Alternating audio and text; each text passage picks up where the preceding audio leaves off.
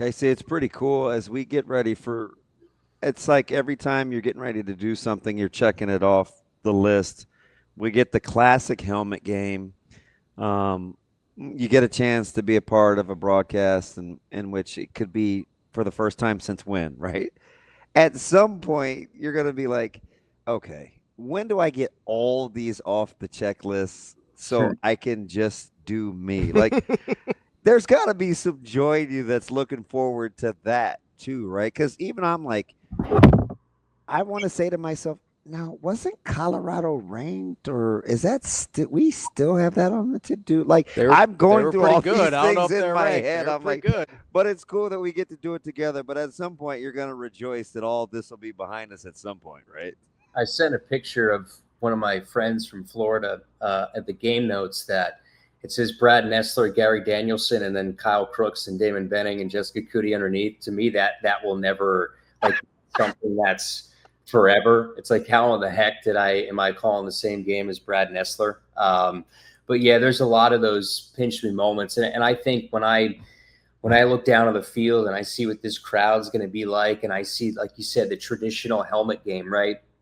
The winged helmet of Michigan, and looking down on the field and seeing this, I mean, this massive just sea of red is just going to be, like you said, it's another thing to check off the list, and I'm sure there's going to be a lot more here in the future. But you're right. I mean, this is and to get, I guess, get to the football side of it. I mean, you guys know this is a pivot point in the season. This is the biggest moment for Coach Rule in his short tenure here. I mean, Colorado was a big deal, but wasn't a conference game. I mean, if you want to look at this team as a you want to go to the ceiling of 9, maybe 10 wins. Like these are the games that you have to win, especially against a freshman quarterback on your home field. You have the home crowd behind you. Dylan's playing at the level he is, and the one thing that when people ask me what I think, I don't necessarily know what to think because the last 2 games have been Akron. They've been Houston Christian. I asked you on the air, Damon, like how much of this transfers of the second and third game, how much of that transfers to a Michigan? I don't necessarily. I think from inside the building it does, from a confidence standpoint. It seems like they're playing the nameless, faceless opponent card a lot. Yeah. If you notice, and Jess kind of pointed this out to me yesterday, in their press conferences, they haven't said the word Michigan a whole lot. It's been Big Ten play. It's been Big Ten football. So every single time they've had the opportunity to introduce the word Michigan, it's always gone back to, well, this is Big Ten play. We're starting Big Ten play. So I think that's sort of transferred over in terms of, okay, the logo's a lot bigger. The players are a lot better, but this is just still another obstacle in the way of Nebraska football. So I don't necessarily know if I were to predict the game. I don't necessarily know what to expect. I just, I would expect Dylan's going to play at a high level. Emmett's going to play at a high level. They're much better on the offensive line. In the trenches, Damon, you'd be probably better suited to answer this question from, a defensive line standpoint. How do they stand up here in the Big Ten? I think from some on the outside, maybe that's somewhat of a concern. So a lot of things are set for Nebraska to make that leap, beat an AP ranked team, but we'll see what happens. Kyle, I don't want to ask a leading question here, so I'm going to try and phrase this as carefully as possible. You said that this Michigan team is a lot better, certainly than Houston Christian and Akron. I am curious how much better you think they are than Cincinnati, having watched both teams, and we have a little bit more data on Cincinnati now than we did when Nebraska played them. But I want you to focus on a couple guys as you answer this question. Do you think there's anybody on Michigan's defensive line better than Dante at this point in their career? I think Underwood is better than Sorsby. Yeah, that's a good point. I don't think there's anybody on Michigan's defensive line that's as good as Dante Corleone. I don't think Underwood is as good as Sorsby. Do I think his Underwood's ability to make plays, do I think he unlocked a little bit of something against Central Michigan? Maybe. And it seems like, Biff Poggi said this week that, they're going to sort of give him the green light do what he wants and sort of be that athlete. Now, John Butler came out, yesterday and said, look, they're not running a lot of design stuff in terms of zone reads and things like that for Bryce Underwood. And I have to go back and watch a little bit more of the tape of Michigan when I do my memorization and things like that for the game. But I would suppose that we'll see a little bit more of that in terms of design run game for Bryce Underwood. When I stack these rosters together, when I look at Nebraska and Michigan, I think Nebraska's got better wide receivers at the skill position spot. Like, to me, Michigan on the outside in the wide receiving room doesn't necessarily scare me. What scares me is Justice Haynes. And, can Nebraska hold Michigan to a respectable yards per carry? Like, to me, it looks like, they're gonna try and ram it down Nebraska's throat. And I think Nebraska is going to stack the box and you guys would know better and force to kind of beat them over the top with some of their playmakers on the outside, force Bryce Underwood to make some really big throws. Everything's in there. From the tangibles, Bryce Underwood has everything. Is he better at this current moment than a veteran quarterback and Brendan Sorsby? Absolutely not. But I think the overall collection of talent matters here from an offensive line perspective, although Michigan's dealt with some injuries. And from that running back room, I think Haynes is, he's the real deal, and they're going to force feed him. Kyle, let me ask you something. We're kind of, one of the things I love, if you'll just let me lament about how the sausage is made, is probably more of a football guy than I've ever worked with, right? When it comes to player skill sets and you loving to be at practice and stuff like that. Like, that's different, right? We had the conversation during your interview that you would draw plays during the Colts and Steelers game, and I was like, shoot, man, I'm hooked. Like, this guy's on the dry erase board. Did you allow yourself, do you allow yourself at your job to think, well, this team's pretty good, this team's not very good? Like, do you assess talent real time when you're going through the protocol and the mechanics of kind of being the voice? Because it seems like that duality is one of the things that I think makes you super interesting and fun to work with. Is like, there's kind of this balance between you two where I'm like, well, sometimes I feel like he could just kind of do my job. No, I could tell you that I could not do your job, but I had, there's moments during the game where, I could say like, oh, Akron's, boy, they might have a tough year. Or you're watching some of the tape, you're like, the quarterback play is like, oof, But the thing is that I don't try to dive too much into the weeds, because I feel like for me, it could be, if I'm looking at tape and I'm seeing, the different, it's interesting to, when you watch Michigan and I'll watch a lot more today, and to say like, okay, Wink Martindale, I remember him with the Giants and following the Giants closely growing up in New Jersey. And like, I always knew he was an exotic blitz package guy. He's going to set in the house. He's going to disguise things. So, it's good to watch that stuff on tape, but I know when Saturday comes, like, okay, Damon's going to have me here, here, and here. So let me focus. The biggest reason I watch film nowadays, guys, is probably to do. So if you see me on a Wednesday or a Thursday, those are my big film days.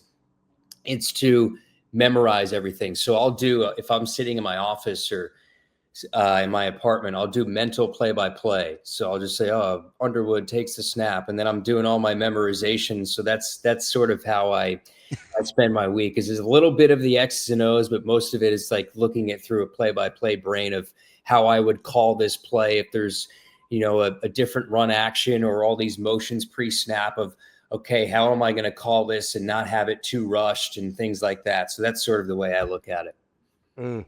That's super interesting. I told you, smart. As you get into your film, as you're talking about and everything this week, is there anything that you've thought about with this game yet that you kind of were you almost surprised yourself that you're like, oh, is this actually what I'm seeing? Or like, you almost have to check and see if you're a little crazy Like, have you had that moment yet? Because I've had one, and I'm afraid to say it out loud. No, go ahead. Go ahead and say it. Let me see. Yeah, go ahead, man. We're in the tree of trust. I think Dylan's gonna dice him up. Really? Yeah. I don't think you can bring that much pressure for a guy that processes the way Dylan does and not get killed. Although there is the phenomenon, Casey, as you know, the difference between Dylan throwing against zone, Yeah. throwing against man-to-man coverage. It is vastly different. You still feel good? Yeah. I don't think you can. First of all, I think that is way more of a last year thing than a this year thing. Secondly, I don't think you can give him opportunity. Like, I don't think you can show him what you're going to do and bring pressure that consistently with extra guys and not leave guys back to try and confuse him on the back end. Like, I think he processes at too high of a level, and I think he knows what's happening real time too well to get away with it. I think they're going to have to back out of those pressure things, and I don't think Martindale wants to do that. Yeah, you know what's interesting is I know Coach Rule had said this on Sunday that he had sent Dylan had sent him a picture about his preparation had already begun. Like, he was already writing notes and already watching Michigan tape. And that's something that, Damon, you always mention on the broadcast all the time, is the check with me's at the line of scrimmage. Like, he has the ultimate liberty in this offense with Dana. And I think the one of the biggest things for me too is Dana Holgorsen. Okay, so that chess match of a veteran play caller on one side and a veteran play caller on the other. To me, that is the ultimate chess match of this game. And how fun is that? Dana Holgorsen against Wink Martindale. But I think you're dead on, Ravi, is when you look at it, is that chess match at the line of scrimmage, of how much of the audible out of things and getting how much does Dylan get this team into that right play, that right situation at the line of scrimmage is going to be the absolute difference maker in this game. This is one of those games that we know it's probably going to come down to one score, and the old, the old cliche, it's probably going to come down to, time of possession and field position. That was the phrase I was looking for. Can you win field position? Can you win time of possession? Can you take the air out of the ball? What kind of game does Emmett? I'm interested to see, like, okay, how many touches does Emmett Johnson get? I was shocked to see the total's only 46. I think possessions may be limited. I think Emmett gets more reception, not more reception, right? I mean, carries, but. If I were to tell you guys, what's the over-under for a Quentin Ives carry number in this game? Like, I don't necessarily. So Makai's out of the doghouse, so I'll say 10 for Quentin. Yeah, 9.5. How about overall for a running back not named Emmett Johnson? What's that carry number? Well, what would we guess snaps to be? 65 in a game like this? Yeah. Good. I see. I know what you're doing. Can I go touches instead of carries? Because I don't. 65 plays. Nebraska's going to run the ball 35 times. Emmett's going to get 20. God darn you, Casey. Yeah. Going to get just about all of them. To me, I don't know what that. I'm kind of with you from a trust standpoint. I'm kind of with you. Yeah, I would say maybe overall everybody else maybe around 8.5, 9. Yeah, I can see that. I'm just going to be fascinated to see what that split looks like at the end of the game. How much like a Cincinnati game, right, where Emmett had 25 carries, 32 touches. I don't know if they're going to have that many opportunities in terms of as many snaps as they did in the Cincinnati game, but is it a similar number? Doesn't it look like KC? Like, he takes some good shots though. And I'm so glad. I don't know if Coach Rule listens to our broadcast.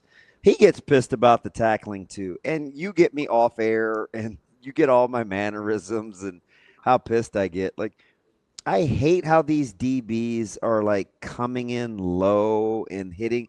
Like, there is some wear and tear, and Michigan is a good tackling team. You may have to spell Emmett a little more than you're used to if he's taking some of these low level kind of submarine shots. Yeah, I know that's something that grinds your gears because we saw it a lot in Cincinnati. We saw a lot of it last week against Houston Christian. There was one. Akron was super bad at it. It's annoying. There was one Quentin Ives had. I think the last game was one that could have been really ugly. You even said he was fortunate to get his leg, like that his plant leg didn't stick, right? That was just a bad tackle. And, we saw some one-arm tackles, and we saw the missed tackle that led to the Houston Christian, weaving touchdown around the left side. So I think tackling's got to be a little better this week. Let me say this, guys, in terms of I think an X factor in this game for me is going to be Isaiah Hunter. I think, to me, this is a game, Isaiah Hunter, because we know Dana wants to get the ball out quick, and kind of that quick screen game, that quick tunnel screen game. I think Isaiah Hunter is going to play huge. If Michigan is sort of stacking the box to stop Emmett, I could see Isaiah Hunter playing a huge role in this game. I think Dane Key is what he is. I think there's a certain expectation of what Dane Key is going to be, an expectation of what Ja'Cory Barney is going to be. I think this is a game where Isaiah Hunter can really separate himself. I mean, he had a big first couple games. He was very good against Cincinnati, good against Akron. I think this is a game where Isaiah Hunter, where he's just Dana said it, everybody said it around the program. He's just, when he puts the pads on, he's a different player as opposed to when you see him in the spring or whatever. He's just a different guy on game day. I think that he's somebody who can have a couple of explosive plays. Perhaps, ink him in to maybe get into the end zone this week. To me, I feel like he's an X factor in a game like this. Is that any insight into our picks to click? Because you always go first. And I actually picked early, and I don't think I picked Isaiah Hunter. This is like a last 24-hour revelation. I don't necessarily know. I've got one that I'm gonna send Cass, and I think you may be floored. Did Jess pick hers yet? So I think we picked it on Sunday. I honestly don't know who I picked. I think Jess picked like Emmett Johnson, which should be against the rules. Like, you can't pick Dylan Raiola or Emmett Johnson. Like, pick somebody else. I always like to try to be different. I took McCullough last week, and if he'd have got that sack, I think I had a good chance at it. You know who I might take this week, Casey? Who's that? I might take Harvard. This has tight end game for me written all over it. I might take Heinrich. I think we're thinking on the same page. I don't get a pick, but you like Luke? No, hybrid. I think there might be an Isaiah Mosey thing here. Ooh. What's interesting? You like him, don't you, Casey? I do, and it seems like they've sort of moved him around a little bit now. I think they're playing him a lot more out of the slot, like when you go and there's certain things you don't notice when you're calling the game because you're so focused on where the ball is and the location of the ball, and there's so many things around you that you don't see, and that's why I rely heavily on you and Jess and Ben. But it seems like they're, especially with the injury to Bonner, playing him a lot more out of the slot. I think he could play a huge factor in the screen game and the quick passing game. And man, we've seen what kind of athlete he is on punt return, like everything they've said about him and what he is. And he's slippery as can be, man. When you get him in the open field, I remember that, the Akron game, he's still running. I mean, they could not bring, he's just such a unique athlete that it's hard to keep him off the field. If you're not going to have him in the backfield, to have a weapon like that in the slot where he's an incredible pass catcher, he's got elite speed, elite slippery ability. You're right, man. I think that's a great pick for somebody to have a big game. Oh, don't give him any credit. We barely get along. Casey. I know. Don't gas him up.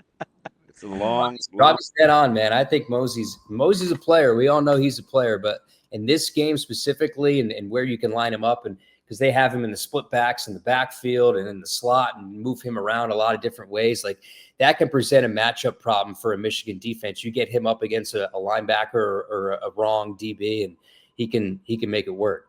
That's Kyle Crooks, who I like more and more day by day. I know. Voice of Nebraska football. Kyle, we appreciate the time. Enjoy the game. Hey, full disclosure, KC, man, we're going to have to run, not walk. There's going to be a lot of my former players congregating outside our studio, man. I wish you the best.